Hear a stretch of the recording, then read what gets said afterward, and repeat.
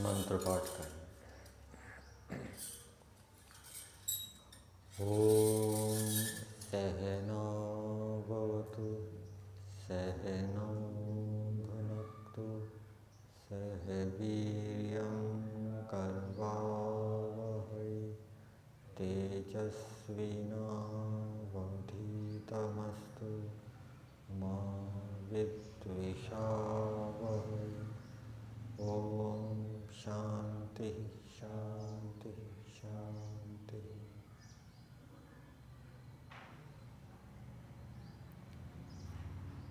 प्रातःकालीन मंत्रों के अर्थ महर्षि दयानंद कृत संस्कार विधि में दिए हैं। उन अर्थों में हम विचार कर रहे थे। पहला मंत्र चल रहा है और उसमें ब्रह्मणस्पति शब्द आया है। ब्रह्मणस्पति के 3 अर्थ दिए हैं। वेदों का रक्षक परमेश्वर, संसार का रक्षक परमेश्वर और अपने उपासकों का रक्षक परमेश्वर। मंत्र में 2 क्रियापद आए हैं, हवामहे हुवेम। हवामहे का अर्थ है प्रार्थना, स्तुति करते हैं। हुवेम का अर्थ किया है स्तुति प्रार्थना करते हैं। तो प्रातःकाल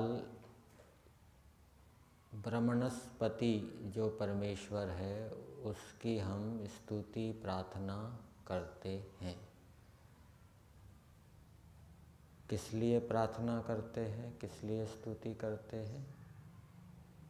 जिससे कि हम भी परमात्मा के समान वेदों के रक्षक बन जाएं। हम भी परमात्मा के समान धार्मिकों की रक्षा करने वाले हो जाएं। हम भी परमात्मा के समान संसार की रक्षा करने वाले हो जाएं। जो मनुष्य प्रतिदिन यज्ञ नहीं करता, अग्निहोत्र नहीं करता, वो संसार का विनाश करने वाला है। जो मनुष्य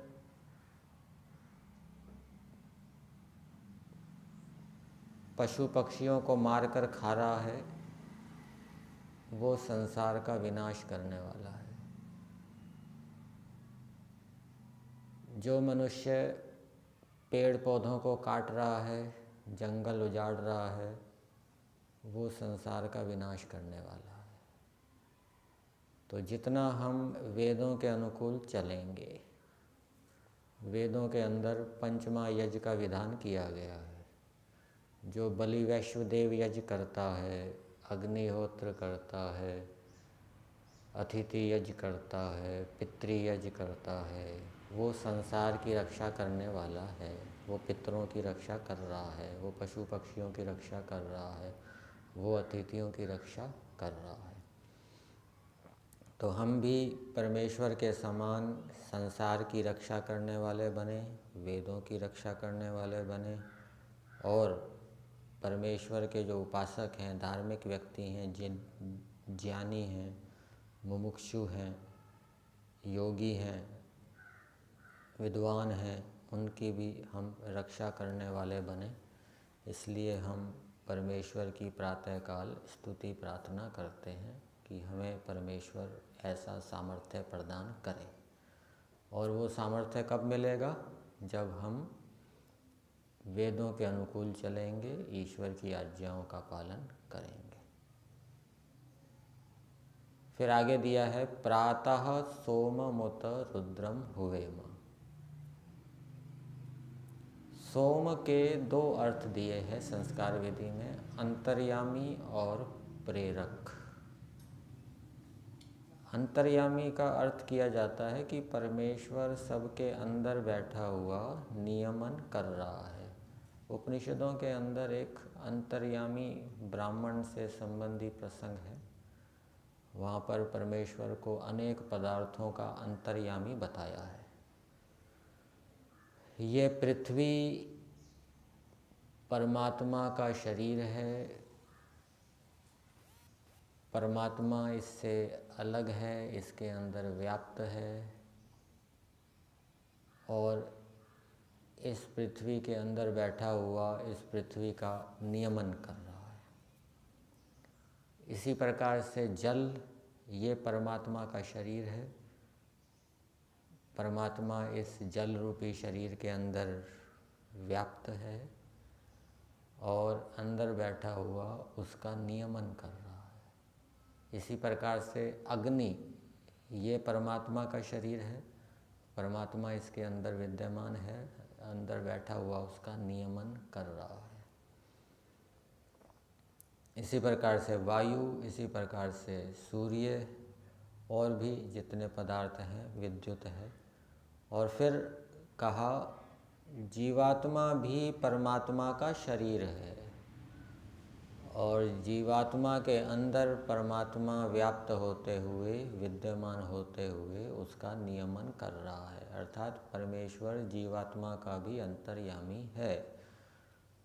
अग्नि का तो अंतर्यामी है ही, जल का भी अंतर्यामी है, वायु का भी अंतर्यामी है, जीवात्मा का भी अंतर्यामी है। अर्थात जीवात्मा के अंदर बैठे हुए उसका नियमन करता है। इसका अर्थ करते हैं कि जब जीवात्मा कोई गलत कार्य करने की इच्छा करता है तो परमेश्वर अंदर बैठा हुआ भय, लज्जा, शंका, और जब अच्छे कार्य करने की इच्छा करता है तो परमेश्वर आनंद, उत्साह उत्पन्न करता है। ये अंदर बैठा हुआ परमेश्वर नियमन कर रहा है। परंतु ये संकेत, ये शिक्षाएं सबको पकड़ में नहीं आती। कईयों को पकड़ में आती है लेकिन वो उपेक्षा कर देते हैं। लेकिन जो धार्मिक, सतर्क, सावधान हैं, वो जैसे ही उनको ये पता लगता है वो तुरंत सावधान हो जाते हैं। जिस कार्य में भय, लज्जा हो रही होती है उस कार्य को वो छोड़ देते हैं और जिस कार्य में आनंद, उत्साह होता है उसको वो प्रसन्नता से करते हैं। शंका वाले कार्य को नहीं करना चाहिए। अभी मनोज जी गए थे गाड़ी लेकर अहमदाबाद, तो उन्होंने गाड़ी एयरपोर्ट पर ऐसी जगह खड़ी कर दी तो वो कह रहे थे कि मेरे को शंका हो रही थी कहीं पुलिस वाले चालान ना काट दें। तो वो कुछ देर के बाद फिर दोबारा गाड़ी के पास आए तो उन्होंने चालान काट दिया होगा। और फिर उन्होंने कहा कि यदि आप थोड़ी देर से और आते तो ये गाड़ी आपको यहाँ मिलती नहीं, वो उसको उठा कर ले जाते कहीं पुलिस स्टेशन क्रेन से। तो उनको शंका हो रही थी गाड़ी खड़ी करते समय वहाँ पर।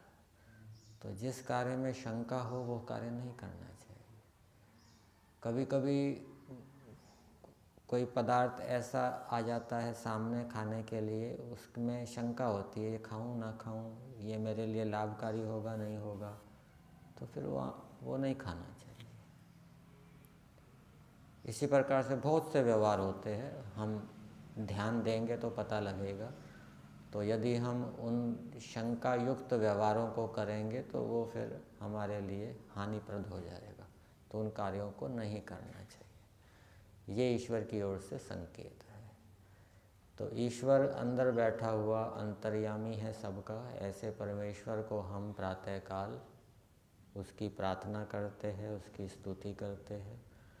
किस लिए करते हैं? ताकि हम दिन भर ईश्वर को अंतर्यामी रूप में याद रखें, उसके संकेतों पर ध्यान देते रहें, व्यवहार में ईश्वर की शिक्षा या संकेतों के विपरीत न चलें। दूसरा, सोम का अर्थ किया है, क्या किया? प्रेरक। परमेश्वर प्रेरक है। प्रेरक का अर्थ होता है प्रेरणा देने वाला। और एक जगह आपको मिलेगा ईश्वर सत प्रेरक है। प्रेरणा किसको देता है? सज्जनों को प्रेरणा देता है। कि हे परमेश्वर, आप सोम हैं, प्रेरक हैं, ऐसे आपको हम प्रातःकाल आपकी स्तुति करते हैं, आपकी प्रार्थना करते हैं। तो हम भी आपसे प्रेरणा प्राप्त करें, हम भी सज्जन बने। हम सज्जन बनेंगे तो ईश्वर की हमें प्रेरणा प्राप्त होगी। और ईश्वर की प्रेरणा का क्या स्वरूप है? मार्गदर्शन। गायत्री मंत्र में बोलते हैं, धियो यो नः प्रचोदयात्। हे परमेश्वर, आप हमारी बुद्धि को उत्तम गुण कर्म स्वभावों में प्रेरित कर दीजिए। और सृष्टि के प्रारंभ में भी ईश्वर ने 4 ऋषियों की आत्मा में, मन में वेद ज्ञान को प्रेरित किया। तो प्रेरणा का स्वरूप क्या है? अर्थात हमने क्रोध के विषय में सुना कि क्रोध करना पाप है, क्रोध करने से ये हानि होती है, और क्रोध ना करने से ये लाभ होते हैं। ये सुना, पढ़ा, विचारा, संकल्प भी लिया, क्रोध को दूर करने का प्रयास भी किया, लेकिन फिर भी क्रोध हो रहा है। तो इसका मतलब क्या है? अभी ईश्वर की ओर से प्रेरणा नहीं मिली। जब ईश्वर की ओर से क्रोध के विषय में प्रेरणा मिलेगी तो फिर क्रोध नहीं आएगा। प्रेरणा का मतलब ईश्वर की ओर से हमें क्रोध के विषय में तत्व ज्ञान नहीं मिला कि वो हानिकारक है। क्रोध की हानियों को हमने केवल शब्द प्रमाण से जाना, अनुमान प्रमाण से जाना, और कुछ प्रत्यक्ष भी हुआ होगा, लेकिन वो समझ में नहीं आया। परंतु जब ईश्वर हमें अंदर बैठा हुआ विद्या देगा तो फिर क्रोध हमें समझ में आ जाएगा, उसकी हानियाँ समझ में आ जाएगी। फिर सामने आलंबन आने पर भी कोई हमारे कार्य में बाधा डालेगा, कोई हमारा अपमान करेगा, तो हमारे अंदर क्रोध उत्पन्न नहीं होगा। तब ये कहना चाहिए कि ईश्वर ने हमें, हमारी बुद्धि को प्रेरित कर दिया, ठीक है ना, उस बुराई से हटने के लिए। तो ईश्वर प्रेरक हैं, प्रेरणा देने वाले हैं। और वो प्रेरणा कब मिलेगी? जिस जिस विषय में हम प्रेरणा प्राप्त करना चाहते हैं, उस विषय में हमको पुरुषार्थ करना पड़ेगा। पुरुषार्थ नहीं करेंगे तो प्रेरणा नहीं मिलेगी। जैसे मान लीजिए, अहिंसा के विषय में हम प्रेरणा प्राप्त करना चाहते हैं, अहिंसा के विषय में हम तत्वज्ञान विद्या प्राप्त करना चाहते हैं, ठीक है ना, तो उस विषय में हमें पुरुषार्थ करना पड़ेगा। अहिंसा के स्वरूप को जानना पड़ेगा, उसके लाभों को जानना पड़ेगा। अहिंसा का पालन ना करने से क्या क्या हानियाँ होती है उसको जानना पड़ेगा, उसको अनुभव करना पड़ेगा, उस अनुभव को बार बार दोहराना पड़ेगा, विचारना पड़ेगा।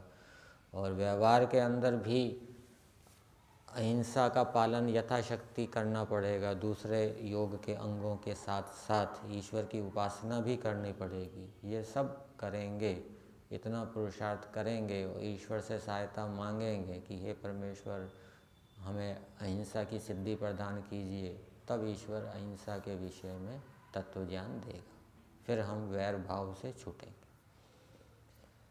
तो अंतर्यामी प्रेरक 2 अर्थ हो गए किसके? सोम के। तो ऐसे परमेश्वर को हम प्रातःकाल उस परमेश्वर की प्रार्थना करते हैं, स्तुति करते हैं, जिससे कि हम ईश्वर की प्रेरणा के पात्र बने। और दूसरी बात, जो ईश्वर की आज्ञाओं का पालन करेगा, ईश्वर की उपासना करेगा, उसके अंदर ऐसा सामर्थ्य उत्पन्न हो जाएगा कि वो दूसरों का प्रेरक बन जाएगा। संसार के अंदर प्रेरक होते हैं ना, जो दूसरों को प्रेरणा देते हैं, दूसरों को प्रभावित करते हैं, तो वो सामर्थ्य भी ईश्वर की उपासना, ईश्वर की आज्ञा का पालन करने, ईश्वर के गुण कर्म स्वभावों को धारण करने से उत्पन्न होता है। उसके बिना व्यक्ति प्रेरक नहीं बन सकता। लोक के अंदर हम पूछते हैं कि आपके प्रेरक कौन हैं, आपके आदर्श कौन हैं, तो बताते हैं कि हमारे आदर्श ये हैं, महर्षि दयानंद जी हैं, हमारे आदर्श सावरकर हैं, आदि आदि। तो ये प्रेरक जो महापुरुष हैं वो भी ईश्वर के गुणों को धारण करने से, ईश्वर की आज्ञाओं को पालन करने से बनते हैं। हम भी ऐसे करेंगे तो हम भी बनेंगे। फिर आगे दिया है प्रातः सोममुत रुद्रम हुवेम। रुद्रम के दो अर्थ किए हैं। कौन कौन से?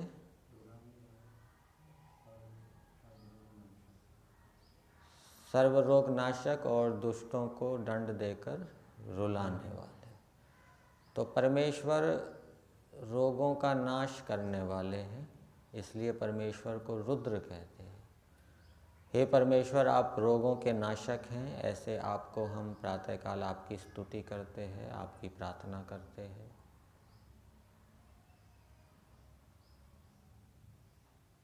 हमारे शरीर में कोई रोग हो गया, हमने बहुत वैद्यों से संपर्क किया, उस रोग के विषय में बहुत पढ़ा भी, सुना भी, परंतु फिर भी समझ में नहीं आ रहा, वो रोग दूर नहीं हो रहा, किसी की पकड़ में नहीं आ रहा, हमारी भी पकड़ में नहीं आ रहा। क्या कारण है, कैसे दूर हो, क्या खाया जाए, क्या विहार किया जाए, तो ईश्वर जानता है। जो वैद्य नहीं जानते वो ईश्वर जानता है। जिसको वैद्य नहीं जान पाए, ईश्वर उसको जानता है कि आपको ये खाना चाहिए, ये आपको विहार करना चाहिए, ठीक है ना, ऐसा व्यायाम करना चाहिए, आदि आदि। तो ईश्वर से हम सहायता मांगेंगे तो ईश्वर सहायता देगा, पर पहले हम अपनी ओर से पूरा पुरुषार्थ करें। हमारी ओर से कोई ईश्वर की आज्ञा का भंग नहीं होना चाहिए। पूरी शक्ति से हम ईश्वर की आज्ञा का पालन करेंगे और उसको करते हुए रोग को दूर करने का प्रयास करेंगे, ईश्वर से सहायता मांगेंगे, तो ईश्वर उस रोग का नाश करेगा। और ईश्वर के पास बढ़िया से बढ़िया उपाय है, सस्ते से सस्ते उपाय हैं, ठीक है ना, जिससे कि वो रोग दूर हो सकता है। ईश्वर को अद्भुत स्वरूप कहते हैं। हम ईश्वर को पूरा पूरा नहीं जान सकते, उसके गुण कर्म स्वभावों को पूरा पूरा नहीं जान सकते। ईश्वर के पास हमें बहुत बढ़िया से बढ़िया उपाय, सस्ते से सस्ते उपाय, ठीक जल्दी ठीक करने वाले उपाय हमको मिलेंगे। तो परमेश्वर सब रोगों का नाश करने वाला है। रोगों का नाश किससे होता है? औषधियों से भी रोगों का नाश होता है। कभी कभी खान पान को बदलने से भी रोगों का नाश हो जाता है। कभी किसी विशेष व्यायाम को करने से भी रोगों का नाश हो जाता है, ठीक है ना। अलग अलग प्रकार है, अलग अलग प्रकार से रोगों का नाश किया जाता है, और ये सारे प्रकार ईश्वर से ही हमें प्राप्त होते हैं। तो ऐसे परमेश्वर को हम प्रातःकाल पुकारते हैं या उसकी स्तुति करते हैं। तो जो ईश्वर की उपासना करेगा, ईश्वर की आज्ञाओं का पालन करेगा, उसके सब रोगों का नाश हो जाएगा। योग दर्शन के अंदर योग के मल बताए गए हैं, योग के विघ्न। उसमें सबसे पहले कौन सा है? व्याधि। 9 विघ्न बताए हैं: व्याधि, स्थान, संशय, प्रमाद, आलस्य, अविरति, भ्रांति, दर्शन, अलब्ध भूमिकत्व, अनवस्थित तत्वानि। तो ये व्याधि योग का मल है। और व्याधि को दूर करने का क्या उपाय बताया? तत्प्रतिषेधार्थम एक तत्व अभ्यास। जो एक अद्वितीय ब्रह्म है, उसी की आज्ञा का पालन करना, उसी की उपासना करना, वो सब रोगों का नाश करने वाला है। तो जब हम पूरी शक्ति से ईश्वर की आज्ञा का पालन करेंगे, ईश्वर की उपासना करेंगे, तो हमारे सब रोगों का नाश हो जाएगा। और हमारे अंदर ये भी सामर्थ्य उत्पन्न हो जाएगा। कुछ वैद्य बहुत बढ़िया होते हैं, उनके अंदर रोगों का नाश करने का सामर्थ्य होता है, उनकी बड़ी प्रसिद्धि होती है। तो हमारे अंदर भी ये योग्यता उत्पन्न हो जाएगी कि हम दूसरों के रोगों का भी नाश कर सकें। दूसरा कोई डिप्रेशन में जा रहा है, उसको डिप्रेशन से हटा सकें, उसके अंदर भी आशा का संचार कर सके और दूसरों के दूसरे शारीरिक रोगों को भी हम उपचार बताकर दूर कर सकें, ऐसा सामर्थ्य भी हमारे अंदर ईश्वर की उपासना, ईश्वर की आज्ञा का पालन करने से आएगा। और रुद्रम का दूसरा अर्थ है दुष्टों को दंड देकर रुलाने वाला। जब दुष्ट व्यक्ति पाप कर्म करता है और उस पाप कर्म के फलस्वरूप वो दुख प्राप्त करता है तो वो रोता है, इसको रोना कहते हैं। जब बहुत अधिक दुख प्राप्त होता है तो उससे सहन नहीं होता, फिर वो बाहर से रोने लग जाता है। और कम दुख होता है तो बाहर से तो नहीं रोता, लेकिन अंदर ही अंदर वो रो रहा होता है, दुखी होता है। तो इस रूप में ईश्वर पापियों को पाप कर्मों के फलस्वरूप दुख देकर उनको रुलाते हैं। तो हमें रोना ना पड़े, हम परमात्मा के रुद्र स्वरूप को याद रखें कि यदि हम परमात्मा के विरुद्ध चलेंगे तो ईश्वर हमें रुलाएगा, और हम रोना नहीं चाहते तो हमें ईश्वर के अनुकूल चलना चाहिए। और दुष्टों को रुलाने का सामर्थ्य भी उसके अंदर उत्पन्न होता है। कुछ राजा बड़े प्रतापी होते हैं, ठीक है ना, वो दुष्टों को दंड देते हैं, कठोर से कठोर दंड देते हैं, रुलाते हैं, कठोर सजाएं देते हैं, उनके अंदर ये सामर्थ्य है। लेकिन कुछ राजा ऐसे मिलेंगे आपको, वो चोर डाकू उनके नियंत्रण में नहीं आते, ठीक है ना, उनके अंदर वो दुष्टों को रुलाने का सामर्थ्य नहीं है। तो जो ब्रह्मचर्य का पालन करेगा, विद्या से युक्त होगा, ईश्वर की आज्ञाओं का पालन करेगा, उसके अंदर ये सामर्थ्य उत्पन्न होगा कि वो दुष्टों को पकड़ सके, उनको रुला सके, उनको दंड दे सके। तो ऐसे परमेश्वर को हम प्रातःकाल की वेला में स्तुति करते हैं, प्रार्थना करते हैं, जिससे कि हम भी, हमारे अंदर भी ये सामर्थ्य उत्पन्न हो जाए। 3 प्रकार के ब्रह्मचर्य बताए, वसु, रुद्र और आदित्य। जो 44 वर्ष तक ब्रह्मचर्य का पालन करता है वो रुद्र ब्रह्मचारी, अर्थात उसके प्राण बलवान होकर वो दुष्टों को रुलाने वाला बनता है। अर्थात उसके सामने किसी दुष्ट की दुष्टता नहीं चलती, कोई दुष्ट व्यक्ति उसके सामने गड़बड़ी नहीं कर सकता, ठीक है ना। गड़बड़ी करेगा तो तुरंत पकड़ा जाएगा, उसको दंड दिया जाएगा। तो ये सामर्थ्य भी ईश्वर की उपासना, आज्ञा पालन, ब्रह्मचर्य आदि का पालन करने से उत्पन्न होता है। यहीं तक।